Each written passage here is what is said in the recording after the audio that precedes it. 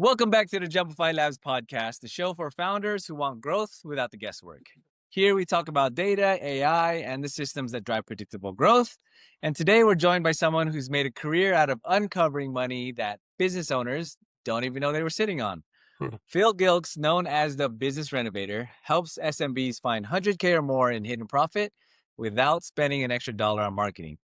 Phil, welcome to the show.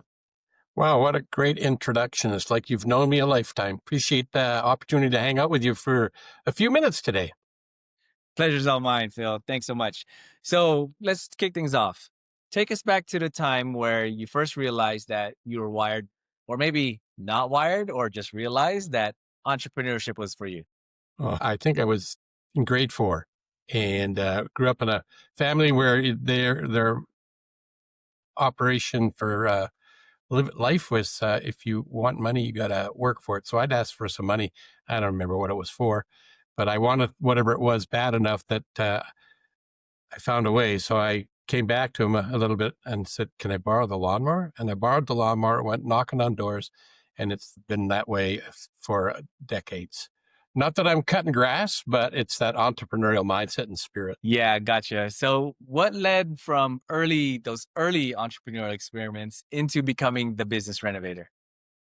Yeah, a whole life's journey. There was a number of experiments along the way in terms of selling courier service to getting into the printing industry, learning that trade, and then realizing that I didn't want to be in the operations side of things. I like to be out front and helping people identify their areas for improvement and helping them find a way to do that.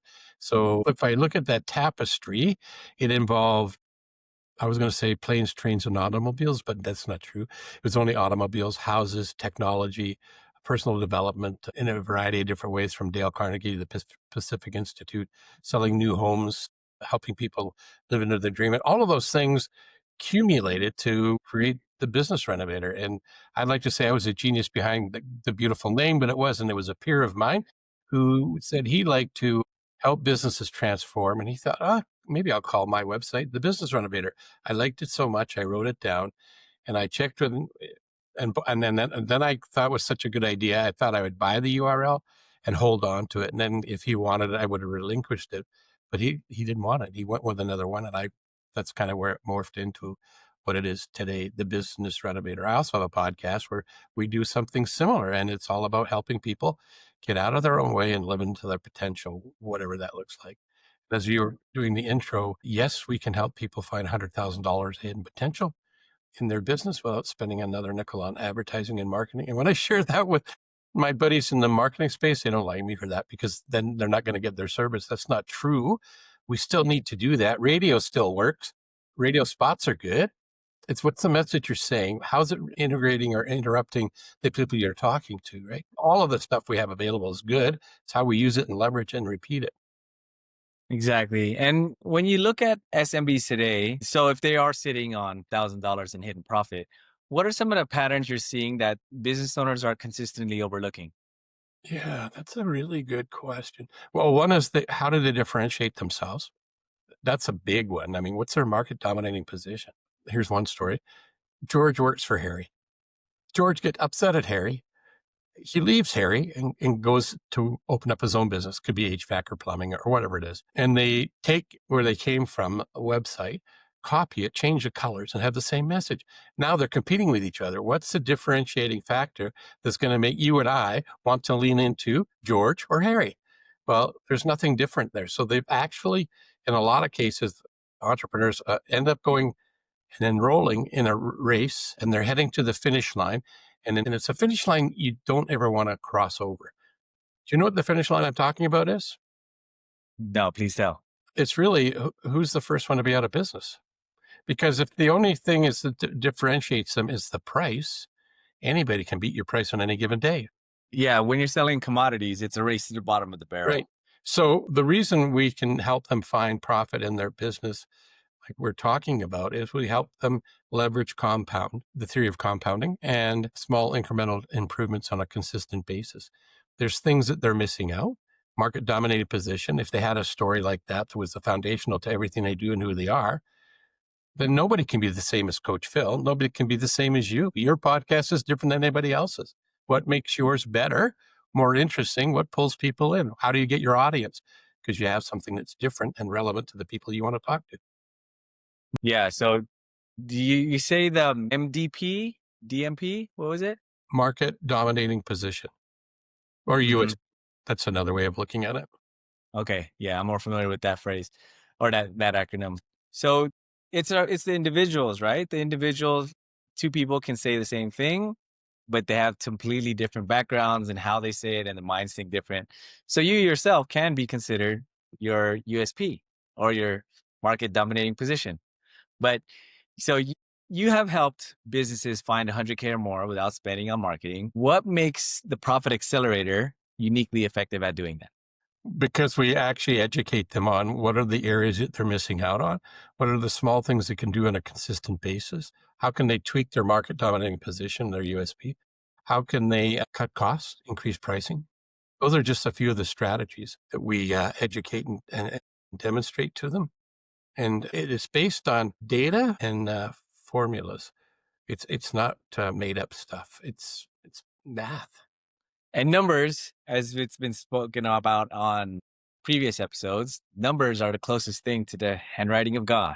So you can't fudge the numbers. The numbers are going to tell a lot. You just have to know where to look. Okay, Phil. So what's maybe a recent or maybe just a big one, a big win or transformation that you're most proud of?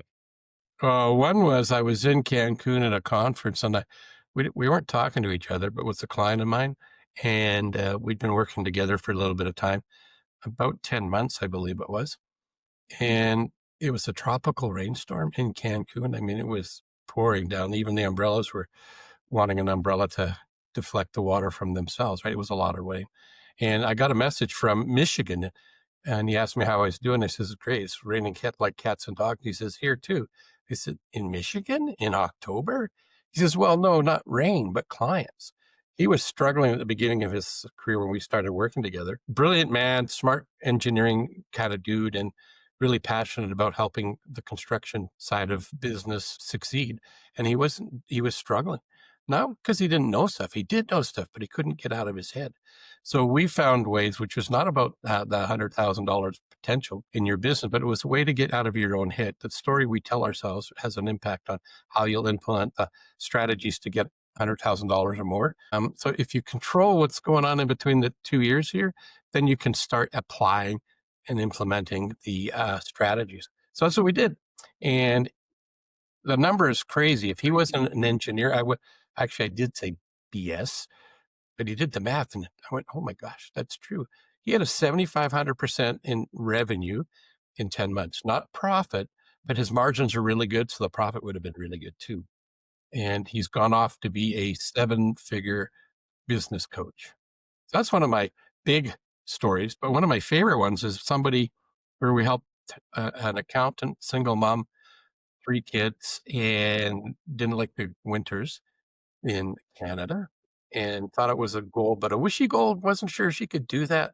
Anyway, 8 months later, she's living in a tropical location, getting paid what she's worth, got rid of some of the chaff, the people that take your energy away, clients, got rid of them. It didn't respect what she was doing. And she's been there, like, I don't know, 12 years now.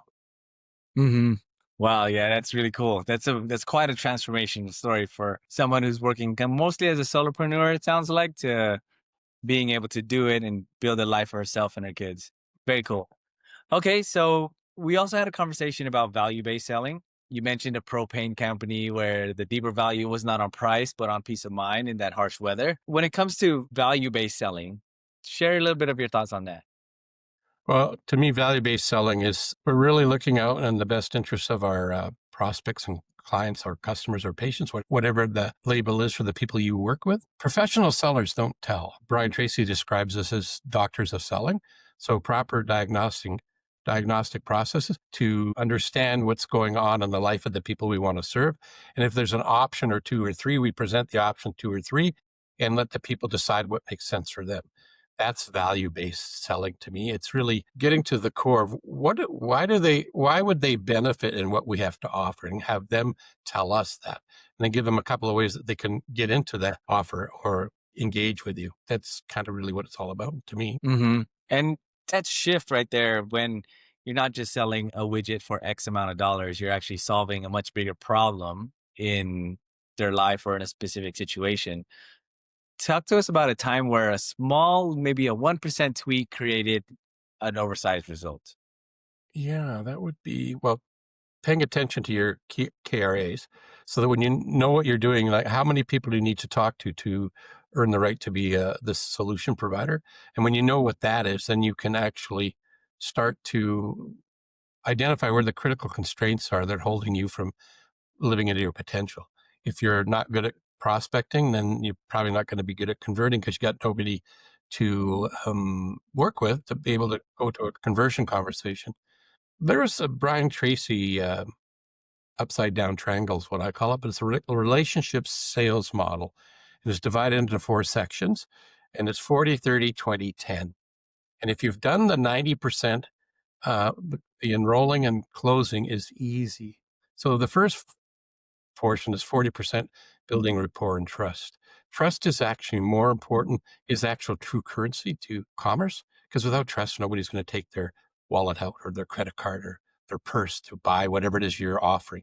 Nobody. If they don't trust you, they're not going to do it.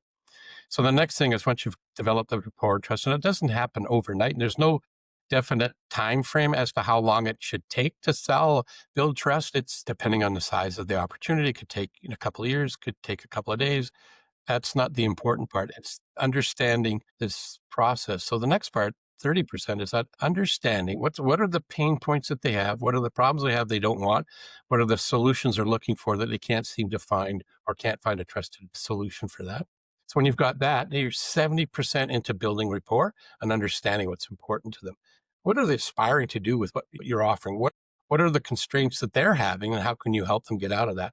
So then that takes you to the next one, 20%, that's a persuasive presentation. What makes it persuasive is you set it up in a way that addresses the concerns they said they had, and you confirm and validate with them along the way. And you may find that you uncover some things that take you back up to the top of the upside down triangle to need to find out, understand why that's why it's an issue, where it became a sticking point in a prior life. And once you've got all that done, you continue on the presentation, make sure that what you're saying solves the problem they have. And then what are the options you have in your presentation could support them? And so if you've done that right, and I've even done it, I've been with people who are professional solution providing sellers, and I've actually just said, so where do we go from here? I'm closing it. I'm doing the gaining the commitment. So if you've earned the right, then what's going to happen more often than not? You don't have to hire a heavy hitter from London, England, or New York City to come in with 101 ways to close a deal. If you've done all of the other 90%, it's not closing, it's engaging, it's enrolling people to the offer and the solution to the thing that you've done. One way it was described to me is like, it kind of sounds stupid. It's like sticking a dagger into somebody, twisting it around, and when you pull it out, they're better off because you did. Okay, that's a cool analogy. All right. So, Phil, you've solved many problems for businesses in the past. It sounds like you have a lot of experience getting inside of a business and spotlighting things that's not apparent to them because they're in it themselves, but very clear and apparent to you as an outsider looking in. What's something that you're solving now in your own business that other people can learn from? Oh, yeah. How to use AI properly and effectively. Okay. Yeah, there's a lot of stuff coming at us in the AI world. I just signed up for a newsletter. I forget what it's called, but it's going to be in my inbox with a bunch of different content. And one of the questions that asked when we were filling in their opt-in form was it listed a number of different um, AI tools. And I was surprised when I counted them. I didn't have them all. I think they probably had 20. I had 10. So I'm using 10 different AI tools that I'm aware of. I could be using some others that I didn't even know were AI, but I'm using that right now to help me create content, write newsletters, write the teleprompting messages on my podcast, to write the social media posts for it. I just created one for a webinar I'm having later this week, and I took some copy from a previous image that was created by AI several months back, and I changed some of the data on it, and it created a beautiful, nice, compelling image meme for almost like an infographic to promote this event. And it did it like in seconds. And I made a mistake, and I went back and said, "You need to correct this." It corrected it, and it's ready to go. I also have a book in the works. Whether I'll publish it or not, I'm not sure, but it's quite interesting. I'm in a 5-day challenge right now with how to earn 50K in 30 days. So I'm in a challenge with somebody else's who's guiding and facilitating that process. So we're on day 2, and even in day 1, I had a GPT we've created in Chat GPT. Now I've got a framework to go in there and ask it questions that will, or it asks the questions and then we fill in the answers, and that gives us a summary and a plan, a strategy to actually follow. So there's just a few of the ways I'm using it currently. Yeah. And with AI, the issue is this, oh, there's an abundance of options when it comes to Mm. AI. I wouldn't say we have our finger on the pulse of it because it's moving super incredibly fast that it's impossible to almost. But a lot of these tools, a lot of them do essentially do the same thing.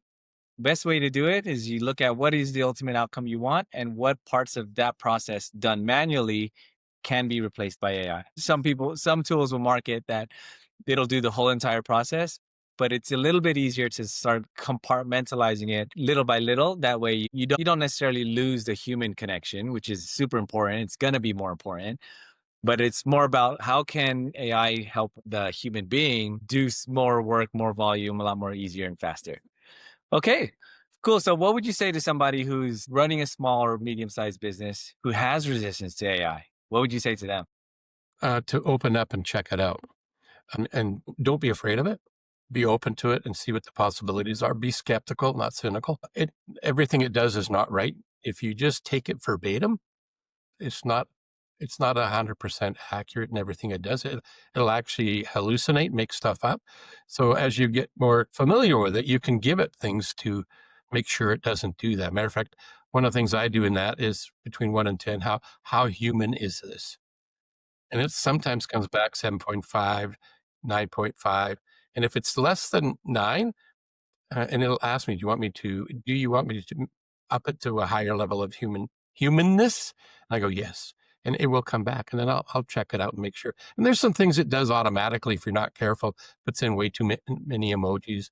And then the long dash puts those in. So you can tell it not to do those things. And you can have it rewrite it and redo it and over and over and over, knowing that, be aware that it's not going to get everything right all the time. There was one time when I was working on, I got really excited. I thought it could create some videos that would take my 30-second video script content and turn it into a video. And it sounded like it was going to do it. And they said, well, this is going to take a little bit of effort. I just need some more time. It's like talking to you almost like a human, but it never delivered. So it can't do everything all the time. Although it is advancing, like how did you describe it? It's like a rocket. It's going really fast, and it's learning and it's evolving. It's just if you're not using it, I think that's one competitive edge that your competitors will have if you're not using it, and they are. Yeah, absolutely. It's like the coming of fire. It's not the internet, it's humans discovering fire. So if you're not using fire, you're going to be left out in the cold. Yeah, exactly. I like that. Yeah. Okay. Well, Phil, for somebody curious about uncovering hidden profit within their own business, where can they start if they wanted to possibly work and reach out to you? Just send me an email to phil@coachphil.ca. That's one way. And let me know. Put in the subject you want to check that out, or pay attention. Follow me on LinkedIn and or Facebook, and see where we've got them scheduled. Like there is a live webinar one happening on Thursday morning, 8 a.m. Mountain Standard Time. I'm not sure what that time is in GMT time. I know it's 7 hours behind London, whatever that is. So if you're listening to us down under, it'll be a day and a half later or sooner for you, right? Yeah. Well, I mean, I'm based out of Colombia. I'm only in Eastern time. So That's that's only 10 10 a.m. o'clock. for me. Yeah. Yeah. Are you doing your webinars live every week or a certain cadence, or is it just a one-off? No, it won't be a one-off. It is a one-off this month. It's the only one scheduled for this month. But if they wanted to go find it, if they went to the businessrenovator.com, you can look on that website to see what the schedules are. Because if you're live in person in the city I live in, on December 5th, we have one happening at 9:30 a.m. Mountain Standard Time. Doesn't make sense to anybody. Well, unless you're local, it doesn't make sense for anybody to participate at that one. Although if you did come to that one because it's live and in person, I'm buying breakfast. There you go. Breakfast on Phil, everybody. All right, Phil. Well, thank you so much for sharing some of your insight with us. If you want to reach out to Phil, he's on LinkedIn. Of course, he also shared his website and his email. Just use it. he's there. He's making himself available to help you. And if you like more stories like this, if you want to hear from other leaders who are pushing the envelope as far as whether that be just only AI or whether that be in any other businesses, we have plenty of leaders coming on to share their experience. So tune in for more. My name is Jay. This is the JumpifyLabs podcast. Take care.